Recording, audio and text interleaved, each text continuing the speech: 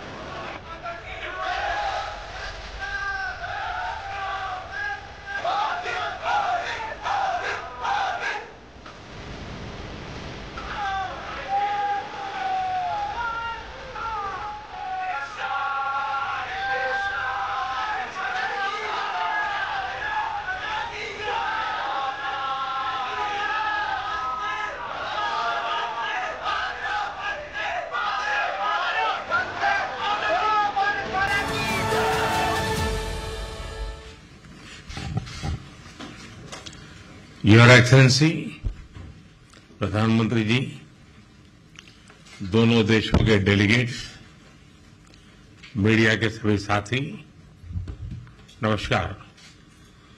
दोपहरदान Zagreb की इस ऐतिहासिक और मनमोहक धरती पर जिस उत्साह, आत्मीयता और स्नेह से मेरा स्वागत हुआ है, उसके लिए मैं प्रधानमंत्री जी और क्रोएशिया सरकार का हार्दिक आभार व्यक्त करता हूं। किसी भी भारतीय प्रधानमंत्री की क्रोएशिया की ये पहली यात्रा है और इसका सौभाग्य मुझे मिला है। फ्रेंड्स, भारत और क्रोएशिया लोकतंत्र, रूल ऑफ लॉ, प्लुरलिज्म और इक्वलिटी जैसे साझा मूल्यों से जुड़े हैं। ये सुखद संयोग है कि पिछले वर्ष भारत के लोगों ने मुझे और क्रोएशिया के लोगों ने प्रधानमंत्री आंद्रे जी को लगातार तीसरी बार सेवा करने का अवसर दिया है। इस जनविश्वास के साथ हमने अपने तीसरे कार्यकाल में अपने द्विपक्षीय संबंधों को 3 गुना गति देने का निर्णय लिया है। रक्षा क्षेत्र में लॉन्ग टर्म सहयोग के लिए एक रक्षा सहयोग प्लान बनाया जाएगा, जिसमें ट्रेनिंग और मिलिट्री एक्सचेंज के साथ साथ रक्षा उद्योग पर भी फोकस किया जाएगा। ऐसे बहुत से क्षेत्र हैं जहां हमारी अर्थव्यवस्थाएं एक दूसरे की पूरक हो सकती हैं। हमारे इन क्षेत्रों को चिन्हित किया गया। हमने द्विपक्षीय व्यापार को बढ़ाने और विश्वसनीय सप्लाई चेन तैयार करने के लिए कई क्षेत्रों में सहयोग बढ़ाने का निर्णय लिया है। हम pharma, agriculture, information technology, clean technology, digital technology, renewable energy, semiconductor, ऐसे कई महत्वपूर्ण विषयों में सहयोग को बढ़ावा देंगे। शिप बिल्डिंग और साइबर सिक्योरिटी में सहयोग बढ़ाया जाएगा। भारत की सागरमाला परियोजना के तहत हो रहे पोर्ट मॉडर्नाइजेशन, कोस्टल जोन के विकास और मल्टी मॉडल कनेक्टिविटी में क्रोएशिया की कंपनियों के लिए भी व्यापक अवसर है। हमने अपने एकेडमिक इंस्टीट्यूशंस और सेंटर्स के बीच ज्वाइंट रिसर्च और कोलैबोरेशन पर बल दिया है। भारत अपने स्पेस अनुभव को क्रोएशिया के साथ साझा करेगा। फ्रेंड्स, हमारे सदियों पुराने सांस्कृतिक संबंध आपसी स्नेह और सद्भाव का मूल है। इवान फिलिप वेजिन ने 18वीं शताब्दी में पहली बार यूरोप में संस्कृत व्याकरण प्रकाशित किया। 50 वर्षों से जाग्रेब यूनिवर्सिटी में इंडोलॉजी विभाग सक्रिय है। आज हमने अपने सांस्कृतिक और पीपल टू पीपल संबंधों को और बल देने का निश्चय किया है।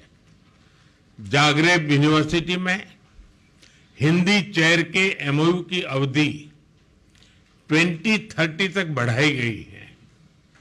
आने वाले 5 वर्षों के लिए कल्चरल एक्सचेंज प्रोग्राम तैयार किया गया है।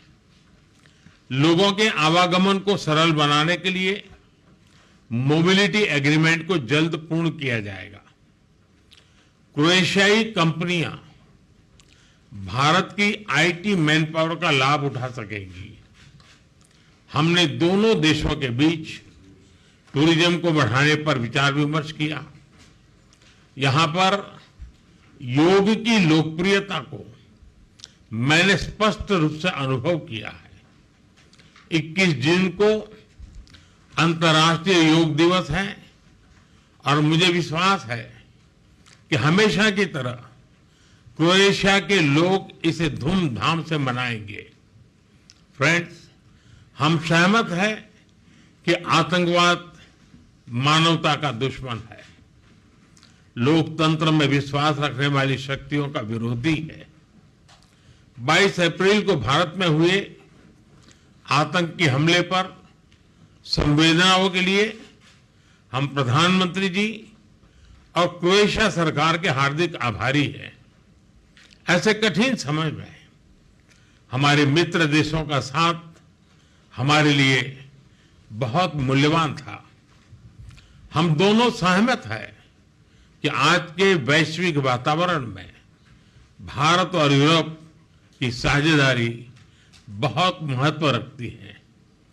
ईयू के साथ हमारी स्ट्रेटेजिक पार्टनरशिप को मजबूत करने में क्रोएशिया का समर्थन और सहयोग बहुत ही महत्वपूर्ण है। हम दोनों इस बात का समर्थन करते हैं कि यूरोप हो या एशिया, समस्याओं का समाधान रणभूमि से नहीं निकलता। डायलॉग और डिप्लोमेसी से ही वही एकमात्र रास्ता है। किसी भी देश की क्षेत्रीय अखंडता और संप्रभुता का सम्मान आवश्यक है। फ्रेंड्स, आज यहां बांसकी द्वारी में होना मेरे लिए एक विशेष पल है, जहां साक्सिनेस्की ने क्रोएशियन भाषा में अपना ऐतिहासिक भाषण दिया था। मुझे हिंदी में अपनी बात रखने में एक गर्व और सुकून का अनुभव हो रहा है। उन्होंने सही कहा था, भाषा एक पुल है और आज हम उसे मजबूती दे रहे हैं। एक बार फिर क्रोएशिया में हमारी आवाभगत के लिए प्रधानमंत्री जी का हार्दिक धन्यवाद करता हूं और प्रधानमंत्री जी मैं यह भी आशा करता हूं कि आप हमें भारत में जल्द से जल्द स्वागत करने का अवसर प्रदान करेंगे। आप सबका बहुत बहुत धन्यवाद।